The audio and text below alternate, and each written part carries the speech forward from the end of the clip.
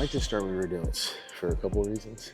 It used to be real popular to start shoulder training sessions with rear delts because a lot of bodybuilders want to bring up their rear delts because the front gets hit so much with the shoulder presses, the bench presses, the inclines, the dumbbell presses, even biceps, you know, hits the front delts, front squats, front delts. You know, front delts get hit a lot. So a lot of times the front and the middle are a little overdeveloped compared to the rear. So a lot of people opt to do rear delts first while they're fresh. They can really use 100% of their intensity. And we just did 3 sets, about to do a 3rd set to failure. Start with rear delts. Another thing, you want to go heavy on a pressing movement. It's the predominant shoulder mass builder, whether that be a dumbbell press, a front press, a machine press, or behind the neck press. They're all going to build great mass in the whole shoulder complex. But the cool thing about doing rear delts before you do like a heavy press even, so that's another reason if you warms up the shoulders. So if you do rear delts first, you get a lot of blood in the whole shoulder area, but it's not going to really compromise, in my opinion, any of your strength on presses. So that's pretty cool. So warms the shoulder up really good, then you can go into your presses. A lot of times we'll do more of a pre-exhaust where we do like side laterals or something, wide grip upright rows for the mid delt. And then we'll do presses right after that.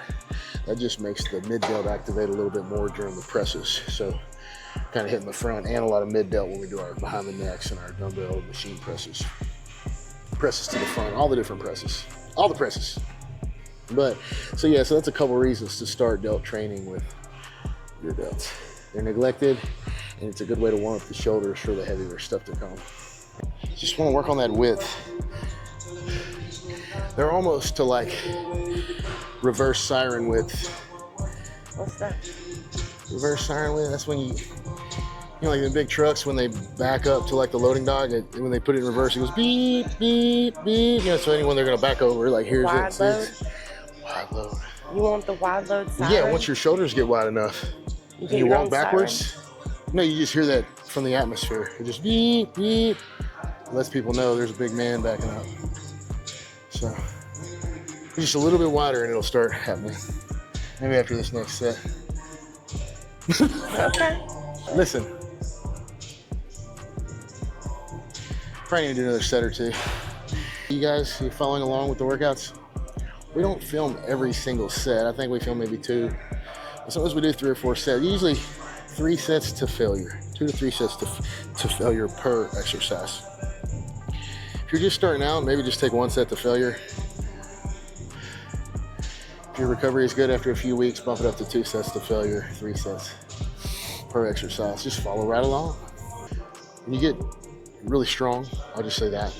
You get really strong, you might can bench press 400 for 8 reps, right? Well, you don't want to just walk in off the street and grab that 800.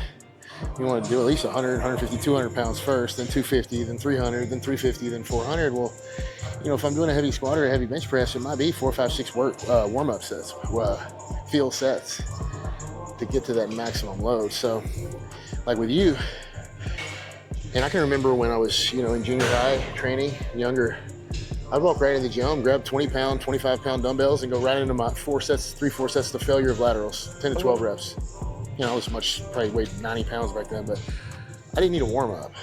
Right. When you can only lift 10 pounds, right.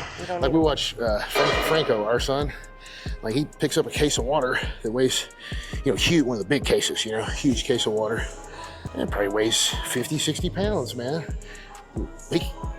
That's about all he can pick up, you know? Yeah. But he didn't have to warm up to do that max deadlift.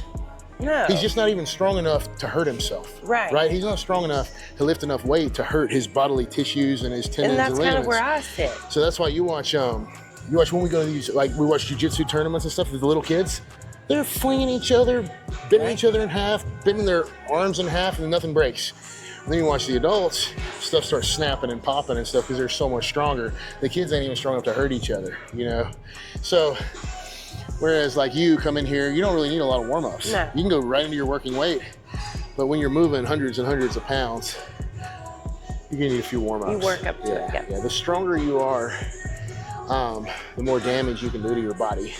Absolutely. Because tissue is tissue, you know? And if you take a 20-pound dumbbell curl to failure, and I take a 70-pound dumbbell curl to failure, well, I'm gonna build up a lot more, you know, metabolic waste products in the muscle. I'm going to be sweating profusely. I just took that 70, 80 pound, whatever it was, dumbbell to failure. And you just took a 20-pound dumbbell to failure and you're fresh as a daisy. Right. You're fine, you're light. Or you did a set of 185 pounds in the squat. You did 10 reps to failure and you're done. But then like 2 minutes later, you're ready to go.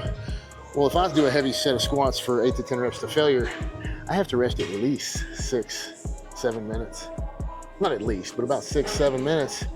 My heart rate's back around, you know, 85 to 95, and then I'll do another set. You know, it just, you can build up a lot more, like I said, metabolic waste products and a lot more fatigue in the muscle as you get stronger, so.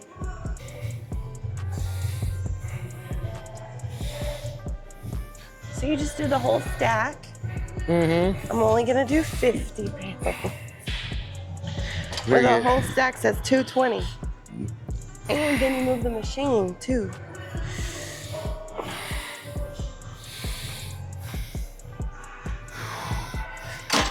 Yeah.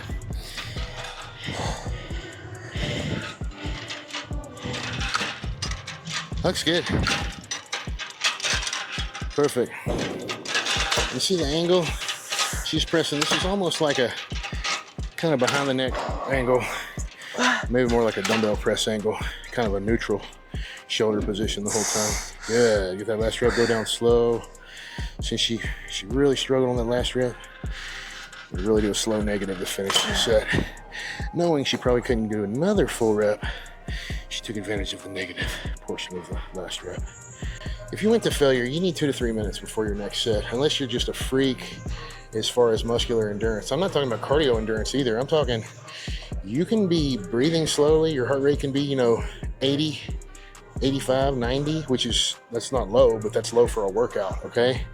And your muscles can still, even after, right after a set, your heart rate might be 85, 90.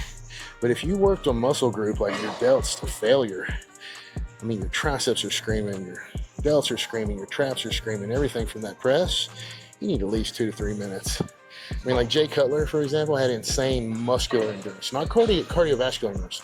You have muscular endurance within the muscle fibers. Yeah. So some people, Really cool. their muscle fibers have crazy endurance. They can recover way faster, yeah. So, but most people need It's like practice, 2 or to like 3 sets. the longer you're going to the gym or the longer you're working out, you'll learn Right. what your body's wanting or needing. Yeah, you in the know, if you moment. did 12 reps and the next set with the same weight, you only get 5 reps, you're screwing up. Right. And that's, yeah, you didn't rest long enough. So just think about it, like, just gauge it like that. I like that going behind the neck press on this machine. Very comfortable. These are some of the best machines ever made. Look at this machine. So simple, so solid, and so smooth. And so old.